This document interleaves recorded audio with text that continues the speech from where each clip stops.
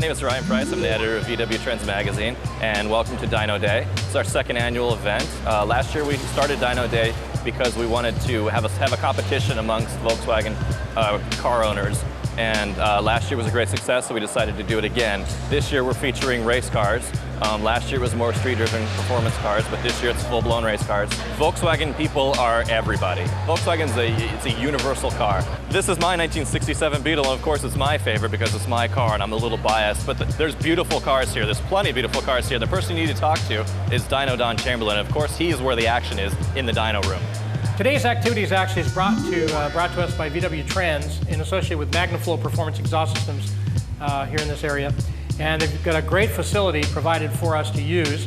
And we've got a whole host of computers and what else to get graphics, horsepower readings, and the torque readings to know what these guys are doing with their engines. And the graph lets them know exactly where the horsepower and the torque range is, if it's matched, if it's not, whatever.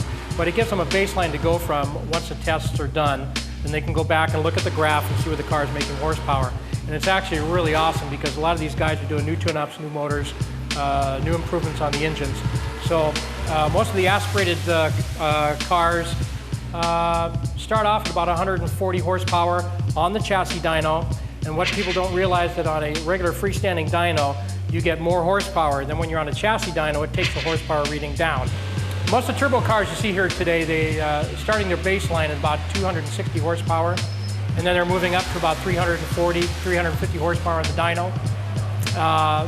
Very critical kind of stuff. If they're not chained down properly, they're going to go right off the rollers. So we're trying to work with tire pressure, suspension, making sure the cars are tired down properly. And the guys are just stoked. This is really great stuff for Volkswagens, any kind of car. It's a 2332 turbocharged motor. It was built by Performance Motoring in Orange. Turbocharged, it's got a 60-1 turbo, poly 4-barrel. It's a draw-through system. We're looking to put fuel injection on it to pick up a little bit of horsepower, but all we can afford is a carburetor right now. I'm going to get 182 out of here before I date. Yeah, it's just got a 1700cc motor. It's all motor and runs on carburetors, no power adders there. It went 1280 in the quarter mile. It's not a street car though. It's mostly drag race. The Volkswagen motor, it's bored out a little bit. It's got a little oversized pistons in it, but it's a stock stroke motor. It just has a bigger cam with more compression and big cylinder heads on it. If you want to go fast, you can easily spend $30,000 in a Volkswagen, just the same as any car. All these guys could go to other classes. They could all race Hondas, they could all race all the import cars, but they don't because they love Volkswagens. Good luck. Hey, good luck to you there, crazy man. Volkswagen does still make cars. They've been making them for 70 years. The era cars that we deal with here primarily, also in the magazine, is air-cooled cars, which are from the 1930s all the way up to 1979. We're pushing 1,000 horsepower today on some of these cars, which is amazing.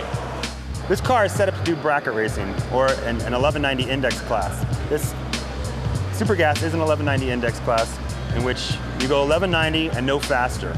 So it pretty much puts everybody on the same level and you go from there. So that way it's about the closest you can get to heads-up racing without actually going heads-up and still bracket racing. The ratio between weight to horsepower is so low that that they can, if say you get 500 horsepower out of it, the 500 horsepower you get out of a Volkswagen is very different than you get out of a heavier front engine car. And they can push these down the track a lot quicker.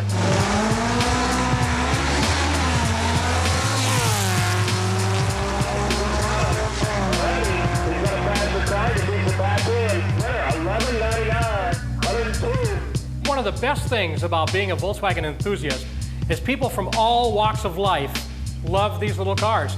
And the people in the industry are so awesome. Hi, Donald. Hi, girl. Just like my little dinettes right here.